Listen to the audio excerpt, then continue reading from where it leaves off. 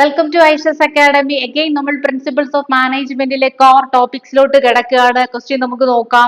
State the advantages of democratic leadership. അപ്പൊ നമുക്ക് different types of leadership സിലബസിലുണ്ട്. Leadership എന്താണെന്ന് പഠിക്കുക, ആ ടൈപ്സ് ഓഫ് ലീഡർഷിപ്പ് പഠിക്കുക. ഇവിടെ നമ്മൾ ഡിസ്കസ് ചെയ്യുന്നത് നമ്മുടെ ആ ഡെമോക്രാറ്റിക് ലീഡർഷിപ്പിന്റെ അഡ്വാൻറ്റേജസ് എന്തൊക്കെയാണെന്നുള്ളതാണ്. നമുക്ക് നോക്കാം. The subordinates are motivated by participation in decision making process. അപ്പോൾ ഡെമോക്രാറ്റിക് ലീഡർഷിപ്പ് എന്ന് പറയുമ്പോൾ അവിടെ ഈ സബോർഡിനേറ്റ്സിനും കൂടെ ഒരു റോള്, അതായത് ഈ ഒരു ലീഡിങ് ആക്ടിവിറ്റീസിൽ അല്ലെങ്കിൽ ഡിസിഷൻ മേക്കിംഗ് പ്രോസസ്സിൽ സബോർഡിനേറ്റ്സിനെയും കൂടെ ഉൾപ്പെടുത്തിക്കൊണ്ട് ആ ഡെമോക്രാറ്റിക്കലി ഉള്ള ഒരു ലീഡർഷിപ്പിനെയാണ് എന്തെന്ന് പറയുന്നത്, ആ ഡെമോക്രാറ്റിക് ലീഡർഷിപ്പ് എന്ന് പറയുന്നത്. അപ്പൊ ഇവിടെ ഇതിന്റെ ഒരു അഡ്വാൻറ്റേജ് ആയി നമ്മൾ എടുത്തു പറയുന്നത് സബോർഡിനേറ്റ്സിന് ഇങ്ങനെ ഒരു ഡിസിഷൻ മേക്കിംഗ് പ്രോസസ്സിൽ ഒരു റോള് കിട്ടുമ്പോൾ എന്ത് ചെയ്യുമെന്ന് അറിയാമോ, അവിടെ മോട്ടിവേറ്റഡ് ആവും. ഓക്കെ, ഇപ്പൊ നമ്മൾ ഒരു ഓർഗനൈസേഷനിൽ വർക്ക് ചെയ്യുന്നു, നമ്മൾ ഒരു എംപ്ലോയി ആണ്, നമുക്ക് സുപ്പീരിയർ ആയിട്ടുള്ള കുറെ മാനേജേഴ്സ് അവിടെ ഉണ്ട്.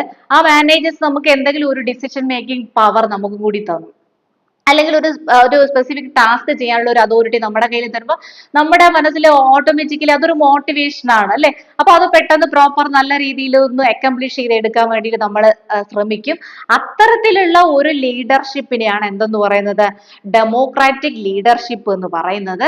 അപ്പൊ ഒന്നാമത്തെ അഡ്വാൻറ്റേജ് എന്ന് പറഞ്ഞാൽ ഈ ഡിസിഷൻ മേക്കിംഗ് പ്രോസസ്സിൽ സബോർഡിനേറ്റ്സിനെ ഉൾപ്പെടുത്തുന്നത് വഴി ഇവർ എന്ത് ചെയ്യുമെന്ന് അറിയാമോ, മോട്ടിവേറ്റഡ് ആവും. ഓക്കെ, അടുത്ത് നമുക്ക് പറയാം, this will increase job satisfaction.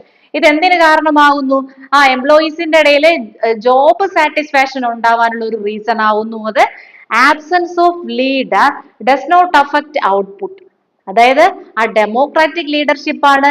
ഇവിടെ നമ്മുടെ സുപ്പീരിയറും സബോർഡിനേറ്ററും ഒരുപോലെ ഓരോ കാര്യങ്ങൾ ചെയ്യാനുള്ള റൈറ്റ് ഉണ്ട്, ഒരുപോലെ കാര്യങ്ങൾ ചെയ്യുന്നു. അങ്ങനെ വരുമ്പോൾ ലീഡറിന്റെ ഒരു ആബ്സെൻസ് വന്നാൽ പോലും അത് എന്ത് ചെയ്യുന്നില്ല, ഔട്ട്പുട്ടിനെ അഫക്ട് ചെയ്യുന്നില്ല എന്നുള്ളത് ഇതിന്റെ ഒരു മറ്റൊരു അഡ്വാൻറ്റേജ് ആണ്. ഓക്കെ, അടുത്ത് നമുക്ക് എന്ത് പറയാം, labour absenteeism and turnover will be minimise. അപ്പൊ ഈ ലേബർ ആബ്സെന്റീസം, ഇപ്പൊ തൊഴിലാളികൾ ഓർഗനൈസേഷനിൽ നിന്ന് പിരിഞ്ഞു പോവുക, അങ്ങനത്തെ ഒരു ടെൻഡൻസി ഒക്കെ ഈ ഡെമോക്രാറ്റിക് ലീഡർഷിപ്പ് വഴി കുറയ്ക്കാൻ പറ്റും എന്നുള്ള ഒരു കാര്യം കൂടെ ഉണ്ട്. And the quality of decision is improved. അത് മാത്രമല്ല, ഒരു ഡിസിഷൻ എടുക്കുമ്പോൾ അതിന്റെ ക്വാളിറ്റി എന്തായി മാറുന്നു, വളരെയധികം ഇംപ്രൂവ്ഡ് ക്വാളിറ്റി ആയിട്ട് മാറുകയും ചെയ്യുന്നു. കാരണം അവിടെ സുപ്പീരിയറിന്റെയും സബോർഡിനേറ്റിന്റെയും ഒരുപോലെ എന്ത് വരുന്നുണ്ട്, ഒരു പാർട്ടിസിപ്പേഷൻ വരുന്നുണ്ട് എന്നുള്ളതാണ്. ഓക്കെ, അടുത്ത് നമ്മൾ പോകുന്ന കമ്മ്യൂണിക്കേഷൻ ഏരിയയിലാണ്. അപ്പൊ കമ്മ്യൂണിക്കേഷൻ എന്താണെന്നുള്ള കാര്യം നോക്കി വെച്ചേക്കുക. ടൈപ്സ് ഓഫ് കമ്മ്യൂണിക്കേഷൻ നോക്കുക. ഇവിടെ പറയുന്നു, state the need for communication. കമ്മ്യൂണിക്കേഷന്റെ ആവശ്യകത എന്തൊക്കെയാണെന്നുള്ളതാണ് ചോദിക്കുന്നത്. എന്താണെന്ന് നോക്കാം. അതുപോലെ തന്നെ ബാരിയേഴ്സ് ഓഫ് എഫക്റ്റീവ് കമ്മ്യൂണിക്കേഷൻ ഒക്കെ എപ്പോഴും റിപ്പീറ്റ് ചെയ്ത് ചോദിക്കുന്ന ക്വസ്റ്റൻ ആണ് കേട്ടോ. അപ്പോൾ need for communication to establish and spread goal of an enterprise widely. ഒരു കമ്മ്യൂണിക്കേഷൻ ഉണ്ടെങ്കിൽ മാത്രമേ ഒരു എന്റർപ്രൈസിന്റെ അല്ലെങ്കിൽ ഒരു ഓർഗനൈസേഷന്റെ ഗോൾസ് അല്ലെ, അവർക്ക് ഒരു ലക്ഷ്യം ഉണ്ടല്ലോ ഒരു ഓർഗനൈസേഷന്, ആ ലക്ഷ്യം എന്ത് ചെയ്യാൻ വേണ്ടിയിട്ട് അതൊന്ന് എസ്റ്റാബ്ലിഷ് ചെയ്യാനും, എസ്റ്റാബ്ലിഷ് ചെയ്താൽ മാത്രം പോരാ, അത് എന്ത് ചെയ്യണം, സ്പ്രെഡ് ചെയ്യണ്ടേ, ആ ഡിഫറെന്റ് കാറ്റഗറി ഓഫ് എംപ്ലോയീസിന്റെ അടുത്ത് സ്പ്രെഡ് ചെയ്യണ്ടേ. എങ്കിലല്ലേ എംപ്ലോയീസിന് അറിയുള്ളൂ ഇതാണ് ബിസിനസിന്റെ ഓർഗനൈസേഷൻ, ഇത് ഇന്ന പീരീഡിനുള്ളിൽ എന്ത് ചെയ്യണം, കംപ്ലീറ്റ് ചെയ്യണം. അപ്പൊ അത്തരത്തിലുള്ള ഈ ഒരു ഗോളിന്റെ സ്പ്രെഡിങ് അല്ലെങ്കിൽ എല്ലാവരുടെ അടുത്തും അത് അറിയിക്കണമെങ്കിൽ എന്ത് വേണം, ഓർഗനൈസേഷനിൽ എഫക്റ്റീവ് ആയിട്ടുള്ള ഒരു കമ്മ്യൂണിക്കേഷൻ സിസ്റ്റം വേണം. Okay, to develop plans for further achievement. അടുത്ത് പറയുന്നത് കമ്മ്യൂണിക്കേഷൻ ഉണ്ടെങ്കിൽ മാത്രമേ ഫർദർ ഒരു ബിസിനസ്സിനെ എന്തെങ്കിലും അച്ചീവ് ചെയ്യാൻ വേണ്ടിയിട്ട് ഒരു പ്ലാൻ ഫോർമുലേറ്റ് ചെയ്യാൻ പറ്റൂ. ദാറ്റ് മീൻസ് ഇപ്പോൾ കമ്മ്യൂണിക്കേഷൻ സിസ്റ്റം ഇല്ല, ഒരു കാര്യം മാനേജേഴ്സ് ഡിസൈഡ് ചെയ്തിട്ട് അത് നമ്മുടെ സബോർഡിനേറ്റ്സിനെ അറിയിക്കുന്നില്ല, അല്ലെങ്കിൽ എന്താണ് സൂപ്പർവൈസേഴ്സിനെ, അതർ ടൈപ്പ് ഓഫ് മാനേജേഴ്സിനെ ഇവർ അറിയിക്കുന്നില്ല എങ്കിൽ പ്ലാൻസ് ഫോർമുലേറ്റ് ചെയ്ത് ബിസിനസ്സിൽ വെച്ചേക്കാനല്ലേ പറ്റത്തുള്ളൂ, അത് ഇംപ്ലിമെന്റ് ചെയ്യാൻ പറ്റത്തില്ല. അപ്പൊ അങ്ങനെ പ്രോപ്പർ ഒരു പ്ലാൻ ഇംപ്ലിമെന്റ് ചെയ്ത് ഗോൾസ് അച്ചീവ് ചെയ്യണമെങ്കിൽ അവിടെ ഷുവർലി എന്ത് വേണം, കമ്മ്യൂണിക്കേഷൻ വേണം.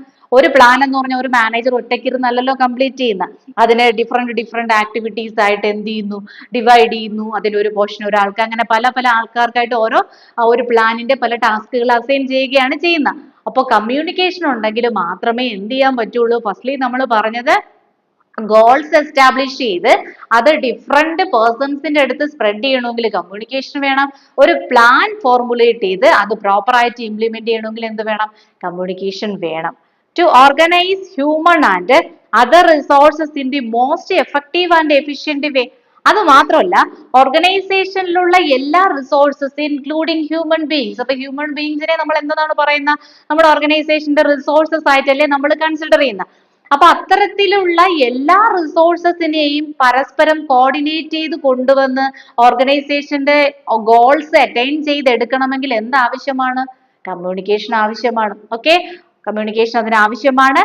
To select, develop and appraise members of the organisation. അതുപോലെ ഓർഗനൈസേഷന്റെ ഒരു അപ്രോപ്രിയേറ്റ് ആയിട്ടുള്ള ഒരു മെമ്പറിനെ സെലക്ട് ചെയ്യുക, അവരുടെ സ്കിൽസ് ഡെവലപ്പ് ചെയ്തെടുക്കുക, അങ്ങനെ അവർക്ക് വേണ്ടിയിട്ടുള്ള അപ്രൈസേഷൻ ഒക്കെ കൊടുക്കുക. ഇതിനെല്ലാത്തിനും വേണ്ടിയിട്ട് എന്താവശ്യമാണ്? കമ്മ്യൂണിക്കേഷൻ. അപ്പൊ ടോട്ടലി ഒരു ബിസിനസ് സ്റ്റാർട്ട് ചെയ്യുന്നത് മുതൽ അതിന്റെ ഈച്ച് ആൻഡ് എവറി ആക്ടിവിറ്റീസിന് എന്താവശ്യമാണ്? കമ്മ്യൂണിക്കേഷൻ ആവശ്യമാണ്. അപ്പൊ അത്തരത്തിൽ ഇമ്പോർട്ടന്റ് ആയിട്ടുള്ള ഒരു മാനേജീരിയൽ എന്താണ് ആക്ടിവിറ്റിയാണ് കമ്മ്യൂണിക്കേഷൻ എന്ന് പറയുന്നത്. ഓക്കെ, ക്ലിയർ ആയല്ലോ? അടുത്ത ക്വസ്റ്റ്യൻ പറയുന്നു, list the different type of communication flow. ഏതൊക്കെ തരത്തിലുള്ള കമ്മ്യൂണിക്കേഷൻ ഫ്ലോ ഉണ്ടെന്നുള്ളത് ലിസ്റ്റ് ഔട്ട് ചെയ്യുക. ഏതൊക്കെയാണ്? ഡൗൺവേർഡ് കമ്മ്യൂണിക്കേഷൻ അല്ലെ, downward communication, upward communication. Downward communication എങ്ങനെയായിരിക്കും? മാനേജേഴ്സ് അല്ലെങ്കിൽ സുപ്പീരിയേഴ്സ് ടു സബോർഡിനേറ്റ്സ് ആണ് ഡൗൺവേർഡ് കമ്മ്യൂണിക്കേഷൻ. അപ്വേർഡ് കമ്മ്യൂണിക്കേഷൻ എന്ന് പറയുമ്പോൾ എന്താണ്? Subordinates to superiors. അത് പറയുന്നു ഹൊറിസോണ്ടൽ. ഹൊറിസോണ്ടൽ കമ്മ്യൂണിക്കേഷൻ എന്ന് പറഞ്ഞാൽ അതായത് സെയിം ലെവൽ ഓഫ് ഡിപ്പാർട്ട്മെന്റ്സ് തമ്മിലുള്ള അങ്ങനെയുള്ളതിനാണ് ഹൊറിസോണ്ടൽ കമ്മ്യൂണിക്കേഷൻ എന്ന് പറയുന്നത്. ഓക്കെ, അപ്പൊ അതൊന്ന് നോക്കി വെച്ചേക്കുക. ഇത് നിങ്ങൾക്ക് ക്ലിയർ ആയെന്ന് വിചാരിക്കുന്നു. Okay, bye, all the best.